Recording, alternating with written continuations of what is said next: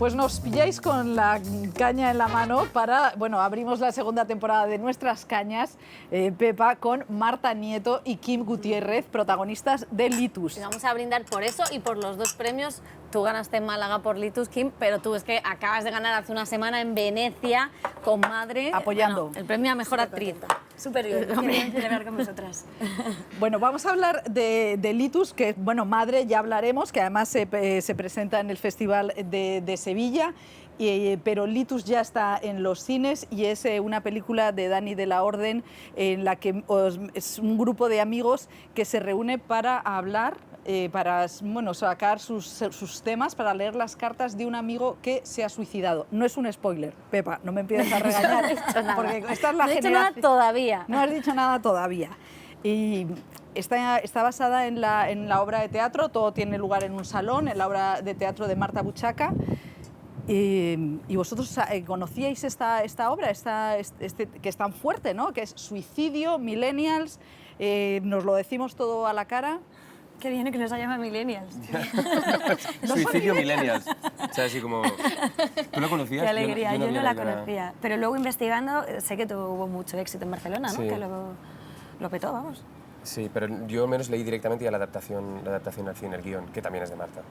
¿Y hay algo teatral? Porque sí que es verdad que hablábamos antes que ocurre toda la acción, casi toda la acción en una casa. Para un actor que te encierren en un piso, que la película tenga también mimbres del teatro, ¿esto cómo se afecta en la hora de preparar y de rodar el personaje? Había una cosa muy interesante que hacía Dani, que era no escatimaba el tiempo de ensayo. Entonces, como antes de empezar a rodar por agendas no conseguimos juntarnos todos, durante el rodaje, antes de dar claqueta, pasábamos horas en una habitación. Todos ahí metidos. Sí, poniendo de pie tenso. la situación, sí. Entonces, hasta que no estaba, hasta que no había... Y aparte él decidía a veces dónde colocar la cámara en función de lo que ocurría en base a las interpretaciones de cada uno.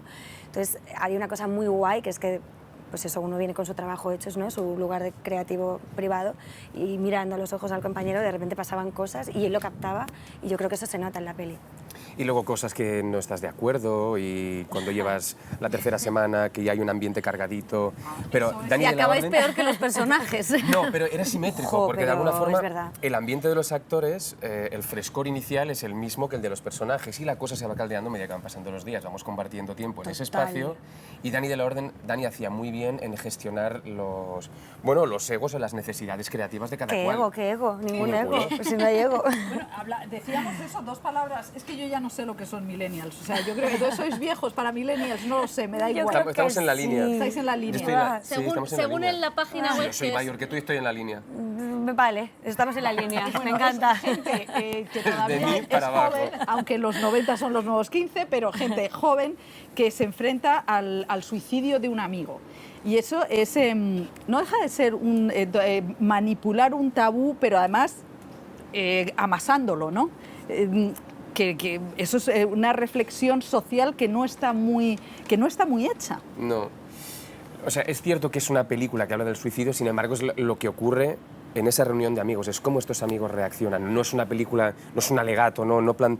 El tema del suicidio viene a colación de lo que les ocurre a cada cual en relación al suicidio del litus del título. Del litus de Del la litus del película. título. Que es un personaje que, a pesar de no verle físicamente, está Muy presente. muy presente. Claro, se reúnen en torno a la pérdida de este ser hace 6 meses que ocurrió, entonces hay unos puntos de vista totalmente distintos y cada uno tiene un litus en su imaginario completamente diferente y para mí lo más interesante es que nadie entiende nada. O sea, no saben por qué pasó esto, que ahí es donde me parece que el asunto tiene profundidad, que tiene que ver con la falta de comunicación, cuando uno siente ciertos dolores, ¿no? Es común los dolores en el ser humano, pero no son comunes las herramientas de cada uno. Este personaje, ¿no? Yo lo entendí a través del monólogo que hace Kim y no lo entendí en el guión, lo entendí por tu dramaturgia. Es así. Lo que le ocurre al personaje, claro, que es así, que es alguien deprimido sin herramientas de contarlo, ni de pedir ayuda. Y luego hay una cosa curiosa porque los dos personajes femeninos, el de Belén Cuesta y el tuyo, son mucho más maduros o entienden muchísimo mejor emocionalmente que los personajes masculinos, que hay no sé si inmadurez emocional o una manera de querer entrar en la madurez emocional y no conseguirlo. No sé si compartís esta visión. O si habla también de esa masculinidad un poco ahora entre dos aguas. ¿No? Sí. Yo creo que, por desgracia, la generación de la cual empieza detrás de mí, los premillennials, los premillennials, no hemos, bueno, en realidad ninguna generación tiene una educación emocional como muy profunda, pero nosotros muy poca. Sin embargo, por entorno, como bien decías, nos encontramos en reuniones donde sí ocurre.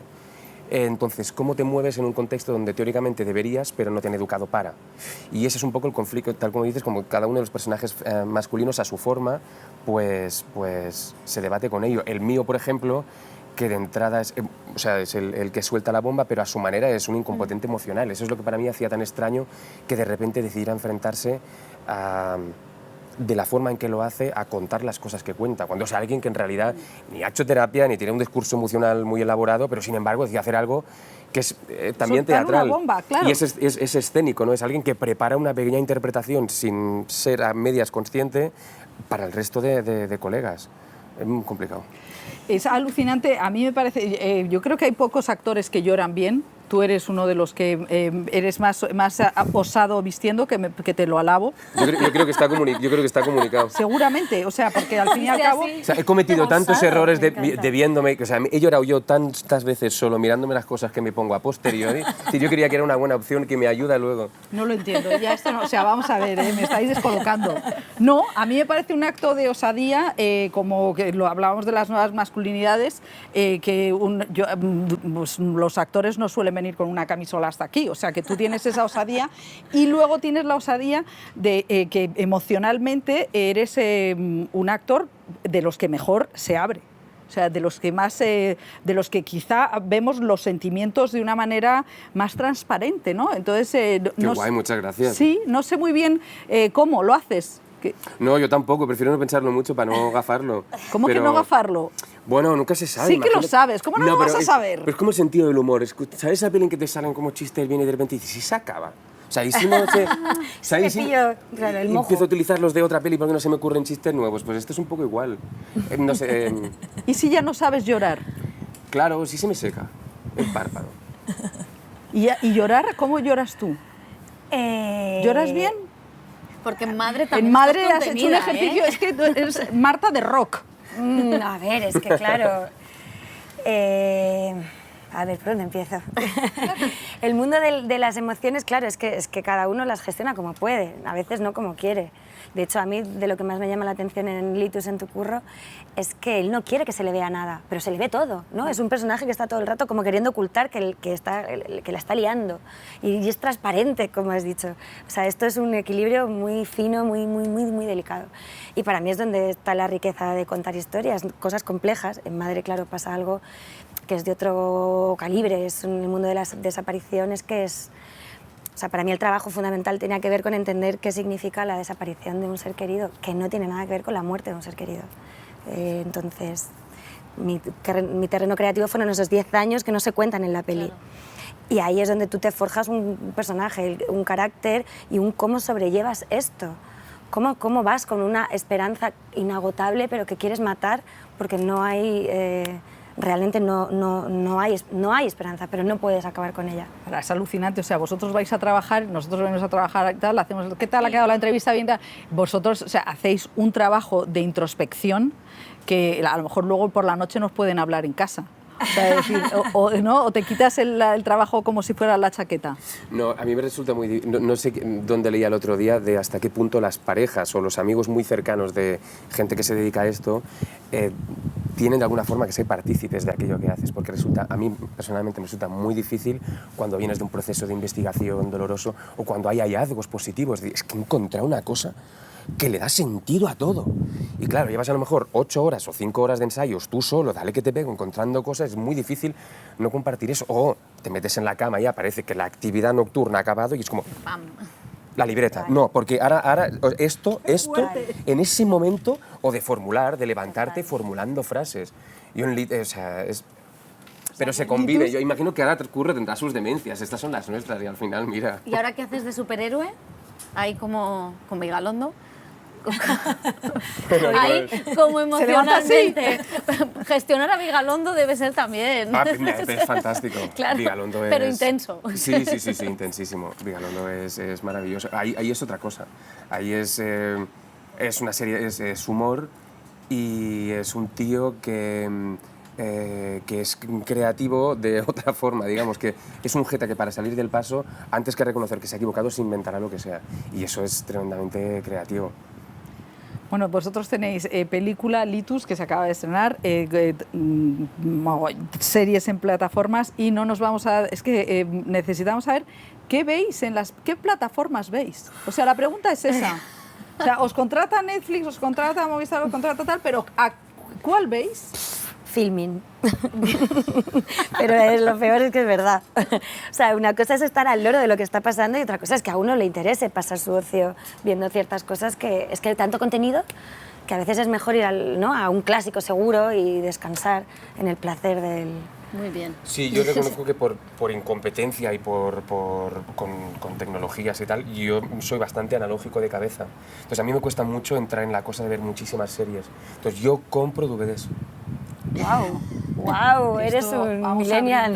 No, porque Sí, ya no eres millennial. No, pero no Hemos es... quitado la categoría. No, pero lo digo en serio, no es una cuestión, no es un... O sea, es por incompetencia, en serio, porque No sabes poner... porque luego me descargo y no me descargo cuando puedo, luego no tengo wifi donde lo necesito y hay tantas situaciones que al final voy con un cacharro que engancho al ordenador para reproducir y me llevo un rulo con DVD. Muy bien. Bueno, pues se acabó la era millennial de aquí Gutiérrez. Estos ya no son millennials, se acabó. Litus...